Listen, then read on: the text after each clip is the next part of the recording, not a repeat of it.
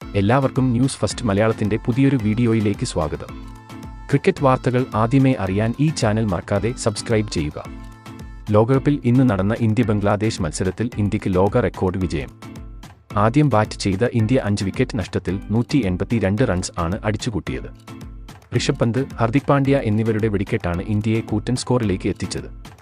ഇന്ന് ടോസ് നേടിയ Indian captain Rohit Sharma batting ആണ് തിരഞ്ഞെടുത്തത്. മലയാളി താരം സഞ്ജുവും രോഹിത്തും കൂടിയാണ് ഇന്ന് ഇന്നിംഗ്സ് ഓപ്പൺ ചെയ്തത്. സഞ്ജു മികച്ച പ്രകടനം നടത്താൻ ശ്രമിച്ചെങ്കിലും സഞ്ജുവിന് ഇന്ന് അടിപതറി. 6 പന്തിൽ 1 റൺസ് നേടിയാണ് സഞ്ജു പുറത്തായത്. പിന്നീട് രോഹിത് പന്ത് കൂട്ടുകെട്ട് ഇന്ത്യയെ മുന്നോട്ട് നയിച്ചു. ഇരുവരും ആക്രമിച്ച് കളിച്ചതോടെ ഇന്ത്യൻ സ്കോർ ബോർഡ് കുത്തനെ ഉയർന്നു. എന്നാൽ 6ാം ഓവറിൽ ഇന്ത്യ 59 റൺസിൽ നിൽക്കെ ക്യാപ്റ്റൻ രോഹിത്തും പുറത്തായി. 23 റൺസ് ആണ് രോഹിത്തിന്റെ സമ്പാദ്യം. 4ാം നമ്പറിൽ എത്തിയ സൂര്യകുമാർ യാദവ് 18 പന്തിൽ 31 റൺസ് നേടി മികച്ച ഇന്നിംഗ്സ് കാഴ്ചവെച്ചപ്പോൾ ക്യാപ്റ്റൻ രോഹിത് പന്തിനെ തിരികെ വിളിച്ചു. പിന്നീട് ഹാർദിക് പാണ്ഡ്യയുടെ ഒറ്റയാൾ പോരാട്ടം ആണ് നമുക്ക് കാണാൻ കഴിഞ്ഞത്. വെറും 23 പന്തിൽ 40 റൺസ് ആണ് താരം ഇന്ന് അടിച്ചുകൂട്ടിയത്. ദുബെ, ജഡേജ എന്നിവരും പാണ്ഡ്യയ്ക്ക് മികച്ച സപ്പോർട്ട് നൽകി. അങ്ങനെ അവസാനം ഇന്ത്യ 182 റൺസിന് ഇന്നിംഗ്സ് അവസാനിപ്പിച്ചു.